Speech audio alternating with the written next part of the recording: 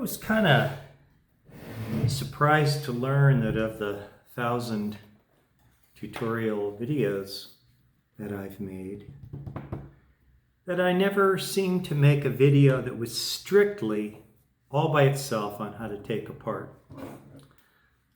a chromatic harmonica. And, you know, I think that that's something that everybody maybe wants to learn to do at some point in their journey.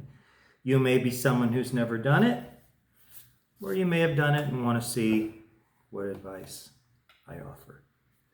Anyhow, so I got a little screwdriver, a Phillips screwdriver. This is one of the German types where this part turns down here. That enables you to use your fingers like that.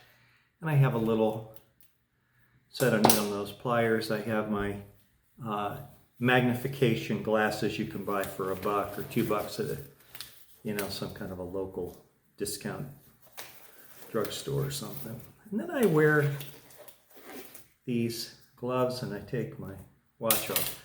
Okay, why do I take my watch off? I don't want to scratch this unit. Why am I working on wood? I don't want to scratch the unit. You work on glass or anything. You don't want to mar the unit in any way. So probably the first step is if you haven't looked at the way it looks all together, you want to take pictures of it so you have it to reference. And I'll take these off for now because I won't need them. Now, when it comes to these screws here, that's a male and a female, and I find the best thing to do is to support it with my finger on one side to keep it from turning, and then turn it out like that. Let it drop out and let it drop out. Okay, flip it around to the other side. Repeat the same thing. Understand, though, that this harmonica is going to come apart in the sense of these covers coming off the minute that this screw is out.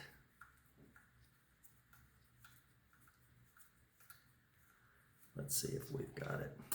This one did not release, and the reason is it's grabbing on the other side.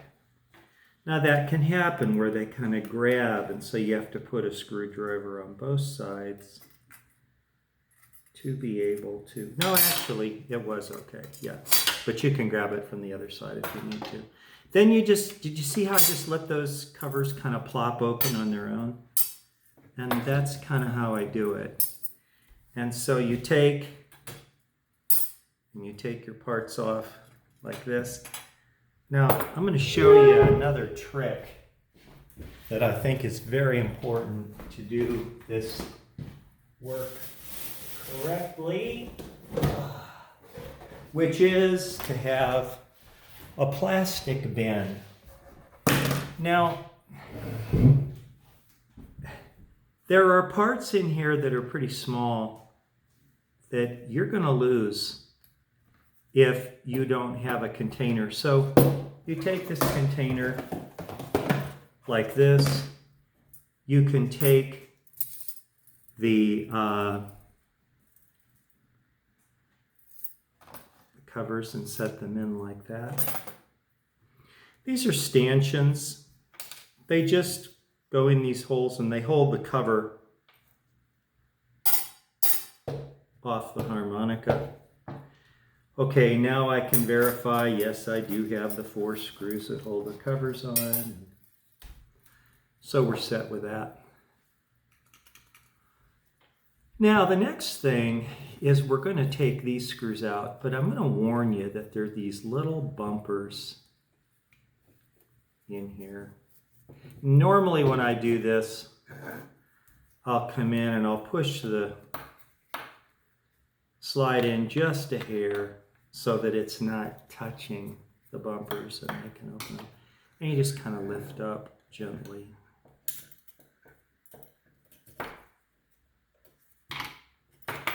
Like this. Okay. This is the slide. These parts will be cleaned before they're redone. Now, hopefully, you can see there's this little teeny rubber plastic thing called a bumper here, and that is what this slot of the slide bumps into so it doesn't go click click by hitting the screw.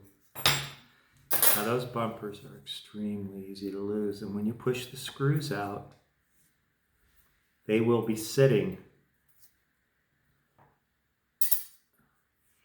in the underside of the mouthpiece. There it is. That goes there. Now, it is very, very common that these things will be lost when somebody does a repair. I mean, if they go into carpet, you'll never find them. So you do it that way. Now, how do we go from here? Now we have a comb, we have screws that hold one side of the comb to the other, and of course the screw threads go into the screw threads down here. And you can at this point in time safely place it like this, and you'll note that actually, you know, these screws are keeping the reed plate kind of off the wood, and then you'll notice when I put the screwdriver in, I guide it with the tip of my finger, because these are rather difficult to, you don't want to have your screwdriver slide around because it's going to damage these wind savers.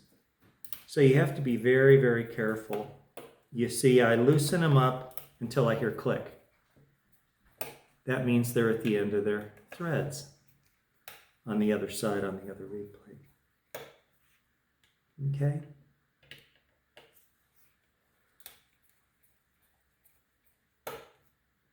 Now,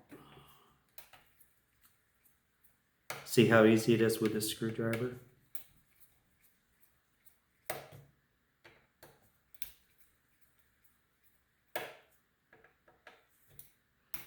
It's quite a few screws, huh? Okay, now, all right, now I simply lift up. This will be put somewhere where it won't be damaged. Now, when we take this one off, there's a spring here, and this is the slide spring, and they can pop off sometimes, so you want to be aware it might try to pop off. Now, you can turn the unit like this to try to get as many of those to drop out as possible. Sometimes they will. In this case, they did not. I have to pull them out manually like this. Okay. Now, it's very common that people lose these. Again, they go into your container. All right. Now, the next thing we've got, that's what a spring looks like when it's loaded. Loaded under pressure in here. And so to get it off, you just grab a hold of it here, unload it a little bit, and lift up, and it'll come out. Okay?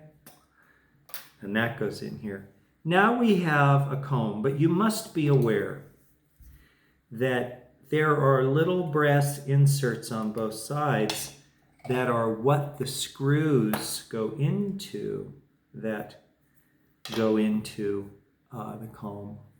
So that is how you disassemble a chromatic harmonica, and of course now would be a great time to clean everything, and I'm sure you can figure that out. Just use hot water.